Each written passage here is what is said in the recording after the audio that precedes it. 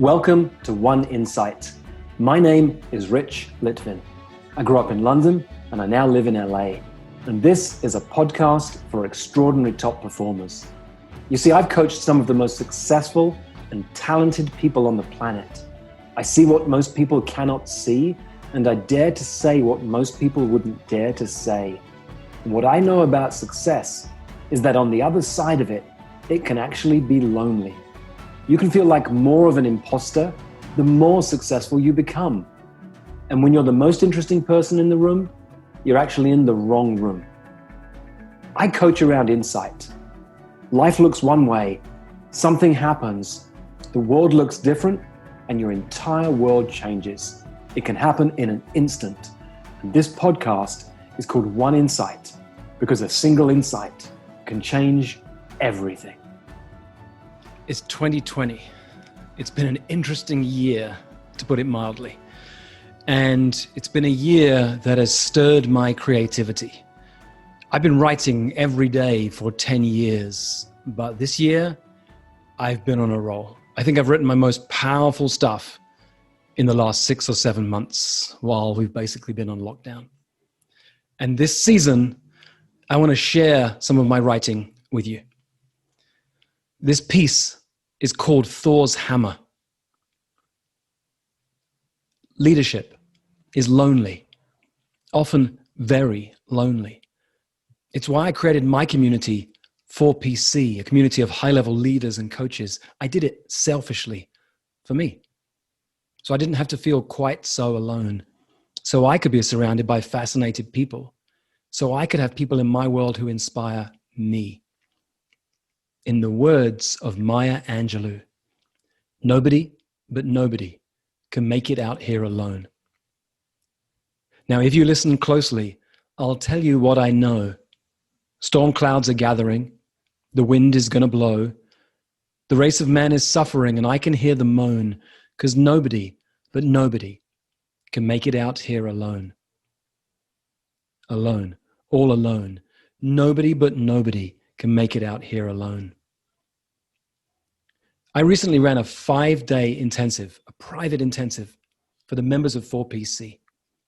This is a group of leaders who are making a tangible difference in the world. And we gathered together for obvious reasons on Zoom. And we got vulnerable with one another. And we challenged one another's thinking. And we loved each other up, just enough so that we can go back into the world knowing there's a group of people who have our back. What I want to share with you are some of the things that get discussed when you put a group of top performers in a room together.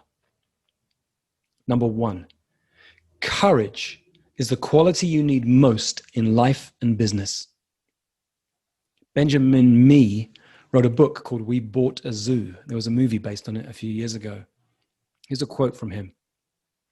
Sometimes all you need is 20 seconds of insane courage. Just 20 seconds of embarrassing bravery, and I promise you, something great will come of it.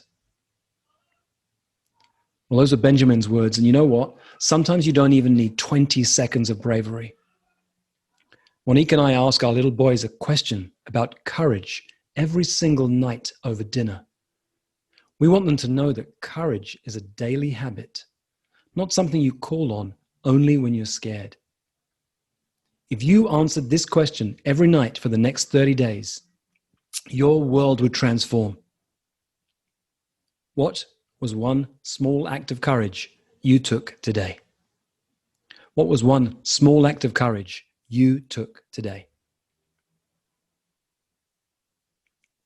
Number 2, the power of purpose.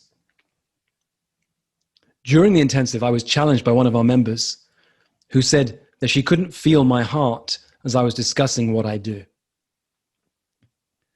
And I started to cry because I shared a story I've never shared before. It went back to when I was just 9 years old, and I was sitting in the back seat of our car on a cold morning in London. And my mum was driving me to primary school. We were stopped at an intersection when I saw a lorry reversing towards us. We must have been in his blind spot because it was clear, even to me as a little kid, that this guy was not stopping. And I was scared. I wanted my mum to hit the horn or to reverse away from him, but she did nothing. This powerful woman was frozen in fear. And I watched in terror, but I said nothing, and I did nothing because I was frozen in fear too. And after a paralyzing few seconds, the truck hit us. Now, we were shaken but unhurt. He'd been moving slowly, but the story points at the real reason why I do what I do.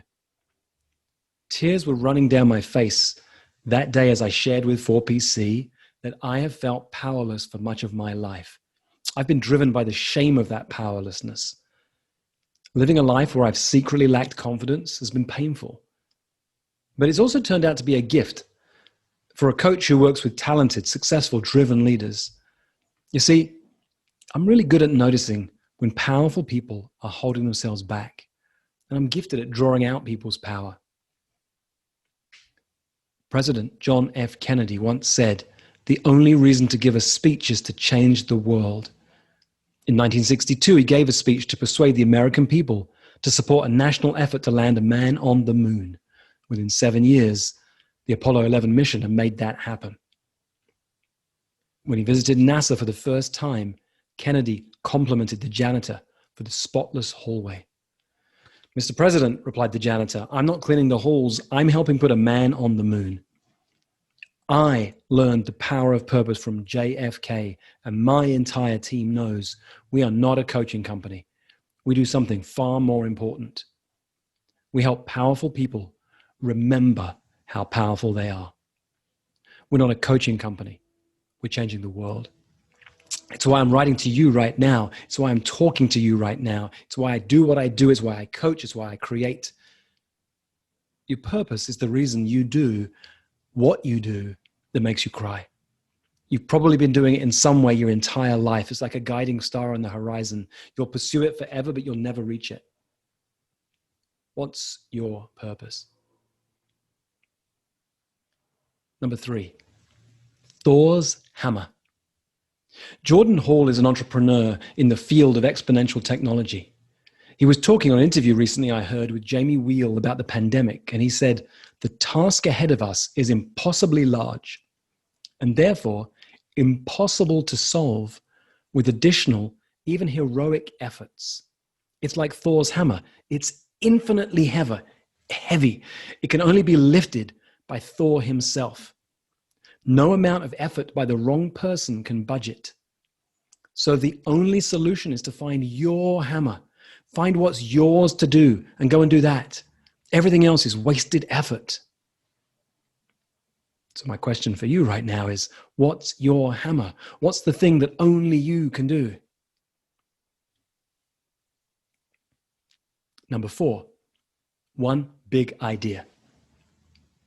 We live in a world where consuming as many books as possible, as fast as possible, is something people seem proud of. We listen to podcasts at 1.5 times speed. We use apps with 15-minute book summaries. Charlie Munger, Warren Buffett's longtime business partner, once said, "Take a simple idea and take it seriously." David Perell wrote, "Many of the most successful people have found their edge by putting their faith in one big idea. They've committed to the idea and studied it so much that its implications have become second nature." For me, for the past 7 years, I've built a business around a single idea: fascinating people. It points to the fascinating people in my community. That's you if you're listening to this, and the creative work that I need to do to fascinate the people in my world. Imagine that in 5 years' time, you've become known for taking one simple idea seriously. What would it be? Number 5, who do you want to be a hero to? Joseph Campbell was a professor of literature who studied comparative mythology. He's known for his idea that all myths and stories follow a common pattern. He named this the hero's journey. Years later, Maureen Murdoch created an alternative called the heroine's journey to describe the journey that a female protagonist goes on through a story. It's important to know the elements of every journey to becoming a hero for 2 reasons. First, by definition, you are the hero of your own story. Second, your secret mission is always to help your clients become superheroes. Here's the 5-part breakdown of any hero's journey. Number 1, fitting in. You know this one. It's probably how you spent the first 2, 3, or even 4 decades of your life and career trying to fit in. Number 2, the illusion of success. This one's more painful to admit, but eventually almost all the things you thought you'd treasure turned out not to make you as happy as you thought they would. Know that one? Number 3, a moment of doubt. If you're listening to this, it's almost certain you've experienced a moment of wondering if you're on the right path. Sometimes others feel your doubt and push you even before you're ready. That's why my boss fired me 15 years ago. Number 4, defeating demons. Now you're on your way. You're on the journey. You've got demons to conquer. Some are external, some are internal. You've got battles to fight and a quest to complete. And then number 5, rejoining the world. That's when your journey is complete. The battles are won. But if you don't use your wisdom to help others, you are destined to start the quest again. Your mission, once you've transformed yourself, is to transform the world. Dan Sullivan coaches entrepreneurs. He asks a powerful question of his clients. Who do you want to be a hero to? As Dan says, not all heroes wear capes. Your mission as a coach and a leader is to identify the people you can create the most value for, help them to grow their skill set and their mindset, and grow your own in the process. Me, I want to be a hero to talented, driven leaders and coaches, fascinating people who are making a big impact. How about you? Who do you want to be a hero to? Number 6. You see, when we get together as community, we dive deep. Number 6, forcing function. The term siren song refers to an appeal that's hard to resist, but if heeded will lead to a bad conclusion. In Greek mythology, the sirens were monsters who pretended to be beautiful women with amazing voices. They lured sailors with their enchanting music and singing voices to their death on the rocky coast of their island. Odysseus was a legendary Greek king and the hero of Homer's epic poem, the Odyssey. As no sailor had ever heard the sirens and survived, he wanted to hear their famous song and survive. So he had his sailors plug their ears with beeswax and tie him to the mast while they sailed past. He ordered his men to leave him tied until they were in the distance, no matter how much he might beg. When he heard their beautiful song, he ordered the sailors to untie him, but they bound him tighter. When they passed out of earshot, Odysseus demonstrated with his frowns to be released. Being tied to the mast was a forcing function, a self-imposed situational factor that forces you to act in your best interest. I created a forcing function when I left England in 2005 with a commitment to be a professional coach because I sold my dream home and my car. Everyone said, "Don't sell this house. There's nothing safer than houses." A few years later, there was a housing crash. It wasn't like I just knew I wasn't going back. And I wanted a forcing function. Slightly less radical, when I stay in a hotel room, I request that they remove all the snacks in the minibar so I'm not tempted to eat them. When there are snacks around, I can't stop. When I remove them, I can't start. I have a personal trainer as a forcing function for working out. And I made a commitment to you. I write twice a week. I create a podcast every week. That's my forcing function, and it's why I'm speaking to you right now. In 4PC, we get together for an intensive about every 90 days. There are coaching sessions in between, but we're human, and we know in advance that mighty goals can be felled by tiny habits. So we prepare for failure by creating forcing functions for ourselves and each other, like making commitments in front of our community. What's one forcing function that will keep you committed to your goals over the next 90 days? And finally, where's your high-pressure community? 4PC is a high-pressure environment for the members and for me. We surround ourselves with people who are where we want to be in at least one area of our life. We are each forced to compete higher than in our skill level. As Stephen Kotler wrote in The Rise of Superman, to really achieve anything, top performers have to be able to tolerate and enjoy risk. It has to become a challenge to look forward to. To perform at their best, they need to take on challenges 4% greater than their skills. It's called the 4% rule, and it's the secret meaning behind the name of my community, 4PC, the 4% Club. The 4% rule, I said it again. To perform at your best, you need to take on challenges just 4% greater than your skills. I'll leave you with these couple of questions. Do you have your own high-pressure community? Do you surround yourself with people who inspire you? And do you take on challenges greater than your skills again and again and again? For most of human history, it wasn't called coaching, it was called leadership. And it's what I love to do, to coach people, to lead people, and to mess with people's thinking.